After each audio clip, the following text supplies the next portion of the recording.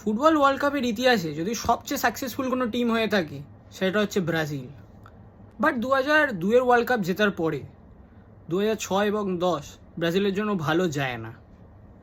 পরপর দুটো ওয়ার্ল্ড কাপে গ্রুপ স্টেজে টপ করা সত্ত্বেও একবার জিদানের ফ্রান্স আর একবার মাইটি নেদারল্যান্ডসের বিরুদ্ধে দুবারই কোয়ার্টার ফাইনালে হেরে যায় ব্রাজিল।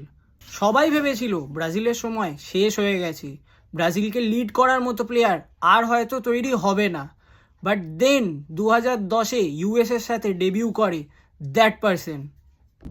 ব্রাজিলের ম্যাক্সিমাম জন ভেবেছিল যে পেলে রিএনকার্নেশন এসে গেছে, তাই মাত্র 11 বছর বয়সে সান্তোস তার সব থেকে ইয়াংগেস্ট প্লেয়ারটাকে সাইন করিয়ে নেয়। 2011 সালে নেইমার পুসকাস জেতে। 2012-র মধ্যে নেইমার ব্রাজিলের লিড অ্যাটাকার হয়ে ওঠে। 2013 সালে নেইমার কনফেডারেশন কাপ জেতে। সবাই ভেবেছিল ব্রাজিল 2014-র বিশ্বকাপ জিততে পারে। ব্রাজিল গ্রুপ স্টেজ টপ করে, ব্রাজিল রাউন্ড অফ 16 জেতে, ব্রাজিল কোয়ার্টার ফাইনাল জেতে। বাট ভাগ্যের পরিহাস অন্য কিছু ছিল। কলম্বিয়ার সাথে ম্যাচে নেইমারের ভার্টেব্রা ইনজিওর হয়। নেইমার ওয়ার্ল্ড কাপ থেকে রুলড আউট হয়। ব্রাজিল ম্যাচ জিতলেও ব্রাজিল সেই দিন নেইমারকে হারিয়ে ফেলে। এর খেসারত ব্রাজিলকে দিতে হয় সেমিফাইনালে। ব্রাজিল 7-1 জার্মানির কাছে হারে, যার ঘা এখনও পুরনো হয়নি। এর পরেও ব্রাজিলের ওয়ার্ল্ড কাপ জার্নি খুব একটা সাকসেসফুল থাকেনি। 2018 এবং 2022-এ দুটো বছরেই আবারও ব্রাজিল কোয়ার্টার ফাইনাল থেকে হেরে যায়। আর সাথে চলতে থাকে নেইমারের constant injury. Neymar injury prawn হয়ে ওঠে। নেইমার প্যারিস সেন্ট জার্মান ছেড়ে দিতে বাধ্য হয়। নেইমার সান্তোস জয়েন করে, নেইমারের বয়হুড ক্লাব। সেখানেও নেইমারের খুব একটা ভালো পারফরমেন্স আসেনি। বাট সান্তোস রেলিগেশনের মুখে ছিল। নেইমার তার বয়হুড ক্লাবকে বাঁচানোর জন্য উঠে পড়ে লেগেছিল।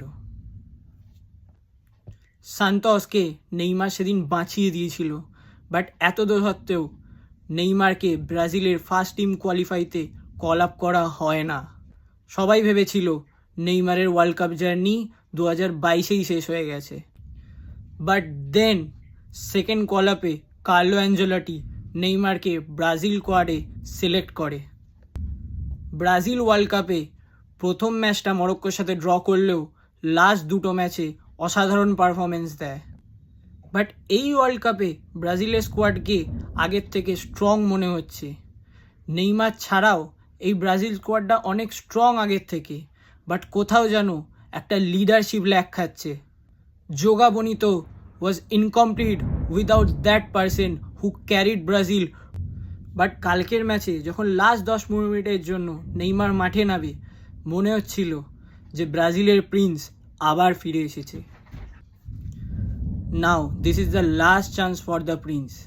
Can he become the king? Neymar কি পারবে ব্রাজিলকে তার চিরপ্রত্যাশিত ওয়ার্ল্ড কাপ ট্রফিটা আবার হাতে তুলে দিতে, নাকি তার স্বপ্নর সাথে ব্রাজিলের স্বপ্নটাও আবার ভেঙে যাবে? কমেন্ট করে জানাও।